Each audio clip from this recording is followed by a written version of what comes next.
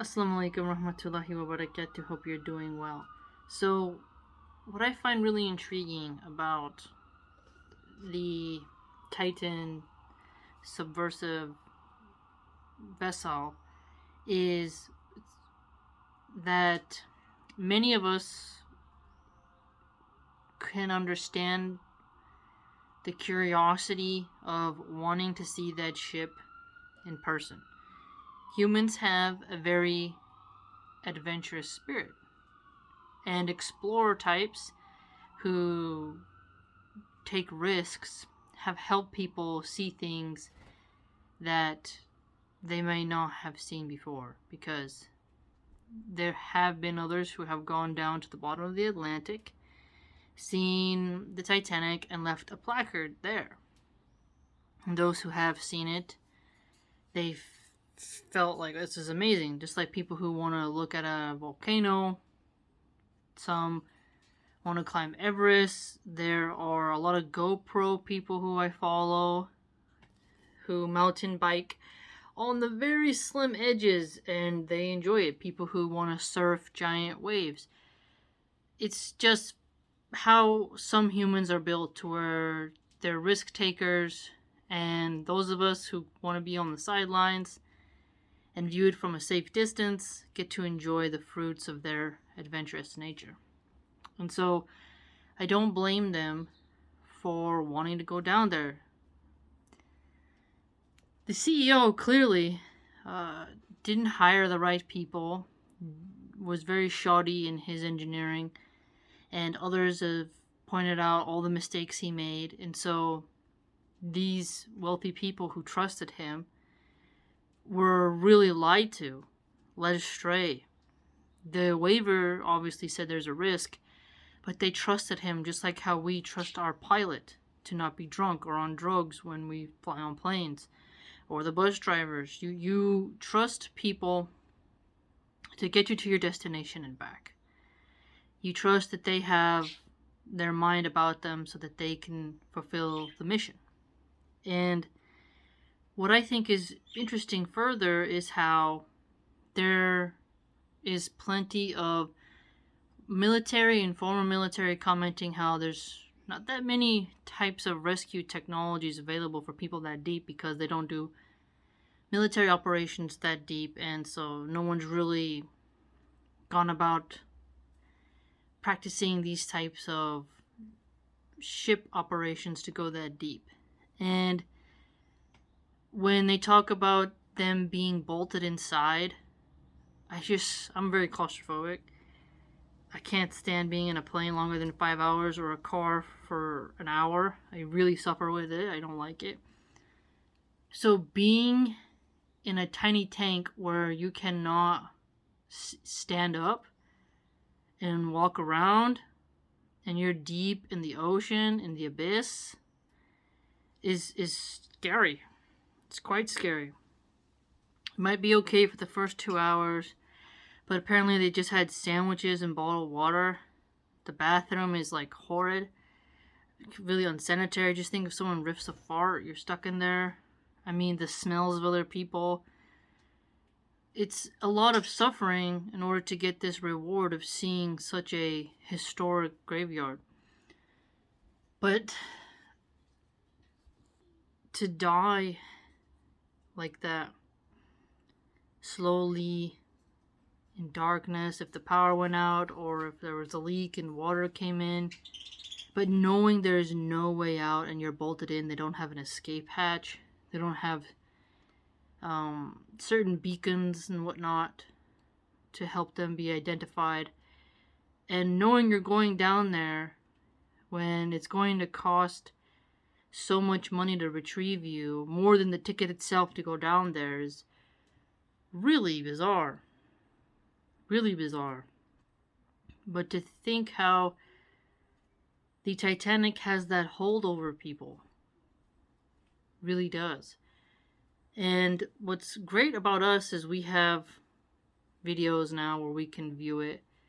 We can be at a safe distance and whatnot. But if you have money, you just really got to be careful of these tricksters who have really good salesmanship. I think this is a good lesson in being very aware of those who are great at pitching an idea, very good at rhetoric, and they're able to persuade you to take on a risk that you don't fully understand. Because the Ocean Gate videos, when you go on their YouTube channel, you're like, oh, they've gone before. And obviously they want to make money because it's a private company. And they were able to get around government inspections and whatnot. And they had a whistleblower who they tried to sue, and he countersued, who said that they're a disaster waiting to happen, which is a very fascinating read as well. And so you see how the private market and the public market have to work together for certain basic regulations. And I think it's quite cruel that people are saying these horrible things about these billionaires dying simply because they're rich. And I think a lot of people forget that if they would have been successful, then hopefully that company would have developed better technology. Because philanthropy and these types of billionaires who go on private adventures do help spread the money around economically. Like, for example, us poors who don't do big weddings, we're not helping the bakers, the dressmakers, the caterers. We're not helping them keep their jobs, right? But a wealthy person who has a bigger wedding has just helped a lot of people earn their paycheck. From the decorators to the catering to the wait staff to the janitors, everybody got to work and it created jobs. The aristocrats of our day, they can waste their money, sometimes, but what they also do is help keep people employed. And it is a bit selfish sometimes to say that all rich people must just feed everybody every day instead of telling some people to get a job and to work. I think there's a balance of charity and there's a balance of people having accountability and responsibility and work ethic. Because a lot of the people who will tell these billionaires, why would you spend that much on a ticket? They don't even donate maybe $1,000 a year to charity, even if they could afford it. So I'm very mindful of that. And for me, I feel sad for the 19-year-old who is really in there and is like, this is it for me. This is it. And it makes me think of Prophet Yunus, right? Who was in the whale and just in that darkness, and how Allah subhanahu wa ta'ala is the only one who can help you in a situation like that. And the sea and space are these areas where humans are very vulnerable, and I think it's humbling in terms of our ego. If you look at how many people perish on the sea, I mean, it's intense, and you can't stop a wave from consuming your ship. You can try, but if the waves and the storm is big enough, you're getting swallowed up. It's very humbling, especially in an age where robotics is really flexing the ego of us humans to where we feel a tad bit arrogant and that we don't have to fear Allah subhanahu wa ta'ala. And so I think there's a valuable lesson to be learned in all this, is that don't hate the adventurous because they push innovation and technology. Don't hate the wealthy needlessly because they help give people jobs. And the explorer spirit types push the boundaries of what we can do. And this is unfortunate regardless of how much money they had. And one of the billionaires has a stepson who he went and was chatting with OnlyFans models, telling them to sit on his face. And that broke my heart, because here's this guy who, his stepdad is probably dead now, and he's not even mourning. He's talking to some thotty online. And that's not even a beautiful one. I'm not saying it's better if it's beautiful, but it just shows you how gross some men are. and that in a time of tragedy, he's worried about getting horny.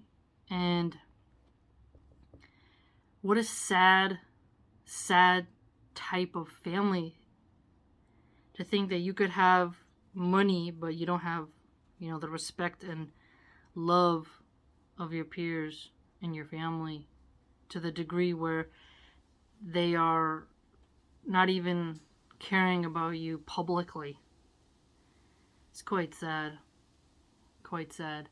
I also saw the reports that said he went to I don't remember the name of the band, but some band or whatever, he was taking pictures.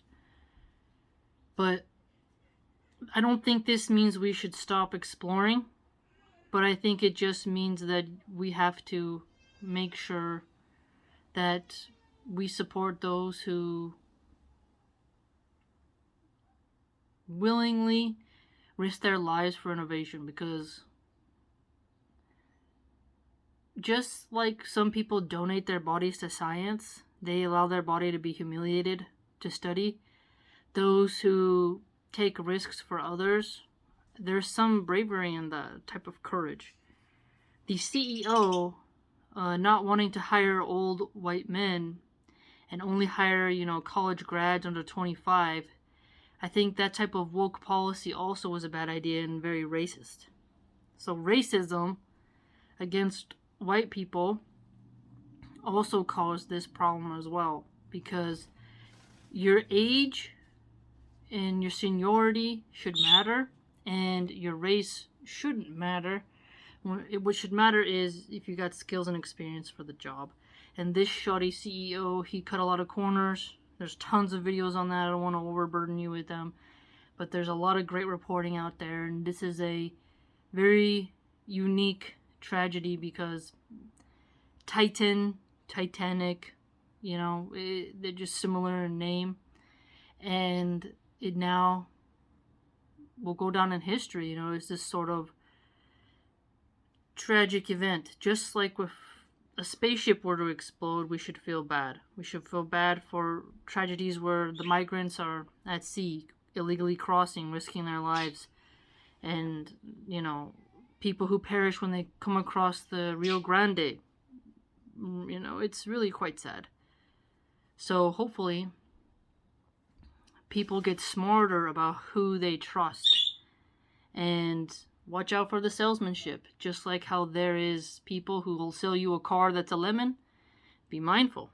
Someone can pitch you a good sales idea, but you should always ask professional for their opinion. So I don't think these types of emissions should be banned. Rather, I think there should be more regulation and there should be more professionals of seniority being involved and former military. And this is a great frontier for robotics. This is an excellent frontier for that. I think they should send in, drones and with cameras and let people explore that way. So we stay here in the surface and we get to send down a drone and then see visually through the camera. Because the way I look at it is, I would love to be able to control a drone with a camera and then go inside of the ship. I mean, you can't see any cool skeletons or anything like that, so that's disappointing, because there's something about wanting to see the skeletons. But the ocean has already disintegrated those, already, taken them back. But there's still shoes and jewelry, plates, cups, tables. It's just something about the Titanic. It's different if it's just like a regular ship that, no one died and it just has a bunch of electronics or whatever, because stuff like that happens, capsizes or whatever. It's just not the same. But the ego of the captain and the people who made the ship also adds to the sign of Allah subhanahu wa ta'ala, I think, because they were arrogant, boastful, and when we see the Quran ayat, have they not traveled throughout the earth and seen what was of those who came before, is a very common ayat in the Quran that repeats itself. For me, the Titanic represents that. It really does represent how humans can get really overconfident, and then Allah's creation of the ocean just shows you, hey, by the permission of Allah, that is, you are not all you think you are. Just kind of like how Mount Everest does the same. And space will be a frontier that'll definitely cause, humans to have the huge realization of we got a long ways to go, right? So there's so much you could say about it. It's very fascinating. But I think we should still show respect to people who die in tragic ways, regardless of their wealth. Okay? I mean, I'm minimalistic. I wouldn't spend money on a mission like that, even though it seems very tempting. But if it was $250,000 for me to sit in a room on land and then get to operate my own robot and go inside, that's very tempting. Very tempting. I mean, that would be a cool thing to do. But again, if they're billionaires, so we don't know all the people they've helped. I haven't researched their biography, so we shouldn't jump to conclusions and think they never did no good for nobody. And when people say tax them so they're not rich, I think that's unfair. Taxes are already high, and envy desires heavy taxation. And people who don't want to work want more taxes so that they can have it all easy. And so I don't think communism and socialism is the answer to bad engineering of a subversal to visit the Titanic, right? I mean, people find any reason to raise taxes, and I think that's wrong.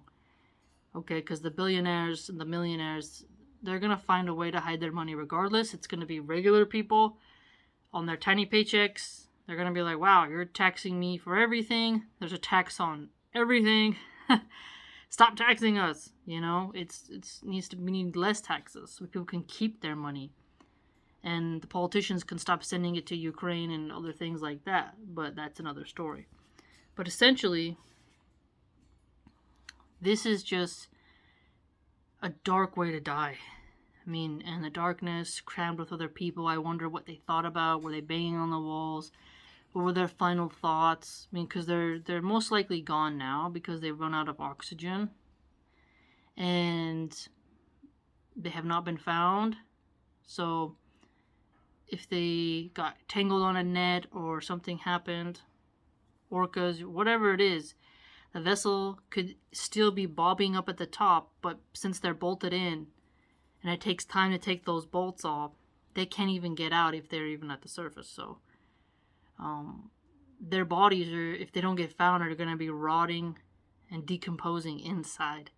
So if they ever find that vessel and they open it, the smell and the visualization of everything in there is going to be terrible. However, it would be nice if they all have their cell phones, if they were able to record some of their final videos and talk about what went wrong. And if no water gets inside of the subversal and they end up finding it, taking it to the surface, opening up, taking out everything, and then having the electronics intact, and they recorded videos of their final thoughts and stuff like that, so sort of video log, I would be very amazed to watch it, because when somebody knows the clock is running out, their brain is shifting towards things that matter. And I wonder if you'll see a religious confession. I wonder if you just see pure horror or a calm acceptance of death. And I wonder if the CEO would apologize in a video.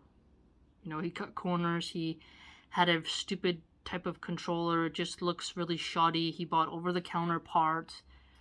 I mean, he just really screwed up. And I wonder if he felt a deep sense of regret, right? Because now he's suffered at the own hands of his boasting. Because I saw a video where he did, I can't remember if the wording was indestructible or he was bragging about the toughness of the subversal, right? Submersal, whatever, how you say it. It's not technically a sub, but I like to just call it a mini sub. But he bragged about it, and it's just pure irony and a sign of Allah subhanahu wa ta'ala that not to be too arrogant, and to say inshallah, to really just have fear of Allah and know that you're dependent on Him. And for the Titanic to claim another, member to its graveyard is scary in a way. Definitely scary. And I wonder if future expeditions down there will come across that vessel. You never know. Maybe 200 years from now, 100 years from now, who knows? But it is quite telling how we don't get to hear the stories of the people who died on the Titanic, but maybe if the electronics, the cell phones, survive and get, unlocked and everything, we might be able to hear their final thoughts. And it might move all of us to really think about our life. And wow, you never know how you're going to go. You never know how you're going to go, and to be crammed like a sardine in a tin can in the depths of the ocean, in such deep parts where not even too many fish and coral are, is intense. And to have to share those final moments with people who you don't love. Thinking about all the things you wanted to do, you wanted to say, and regretting going. It's just quite shocking. Let me know what you think, and if you'd like to join my blog, it's www.subscribestar.com/MilahanArchive. I'm going to go check on the kiddos. There's a lot of noise in the background. Forgive me, everyone's hanging out. But I'm over here in the kids' room recording a video because they got all their toys everywhere. So, take care, and let's see what happens.